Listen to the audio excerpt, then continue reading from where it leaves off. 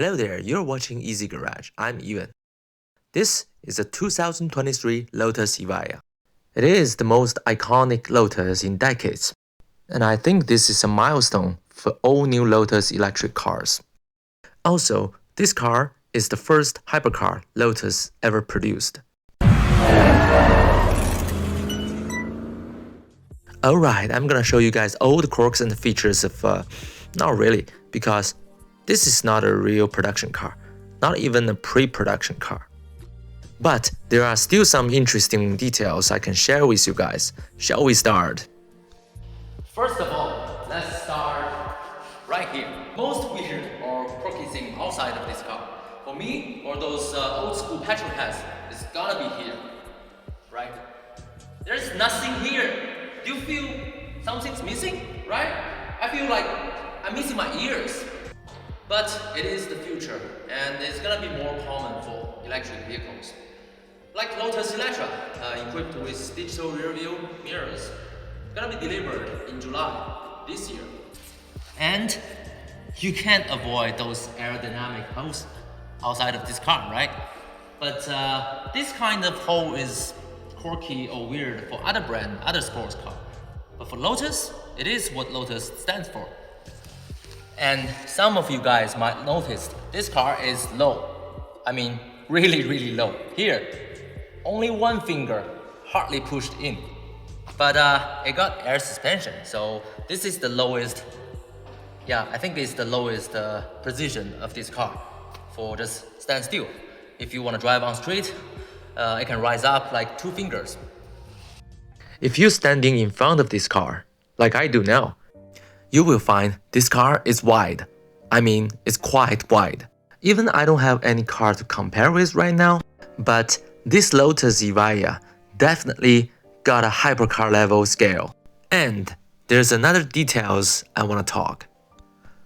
I find a small details very interesting in front here, is the logo. If you are a Lotus owner, you will notice the size of this logo on the Evija is huge. I mean, is enormous compared to the old one. Because the fact, this is the same logo on the big SUV Lotus Electra. Now let's look at here. Normally you would see an engine here for a mid-engine supercar, but for our Lotus Evija, you would find a horizontal placed suspension shocks here. This actually looks stunning as well. Now, let's move back even more. I just don't know what to say to this charming rear end. Just look at here, how narrow it goes from front to end here. I mean, there's no way a combustion engine car can do this. I mean, especially for a mid-engine supercars, right? So I guess the electric cars get some advantage for design. For those Lambo or McLaren owners, if they want to get into the car, normally they will find the door handle or door buttons right this area. Or maybe some of them are at front. However, you couldn't find anything on this car because this door opens electronically. Well, for the production car later on, you might open the door by remote or a card or even your cell phone. Sounds cool, right? Especially for Lotus. Anyway, let's get inside. Well, finally, now I'm sitting in this over 20 million RMB Lotus Evija. I lost my word, really. The most closed experience I ever had was 6 years ago at Shanghai Auto Show. I tried the Ferrari Aperta. That was a unique experience. But this is different. This is Lotus, my favorite brand, all new hypercar. For me, a die-hard Lotus fan.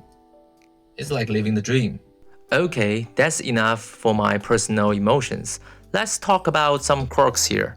The very first thing I noticed when I stepped into this cabin is the steering wheel, because it is not circular.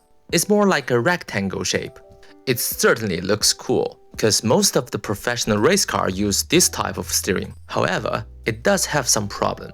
For example, I tried to park this car yesterday. When I turn the top parts to the very left for a certain angle, it feels weird because I don't have anything to grab.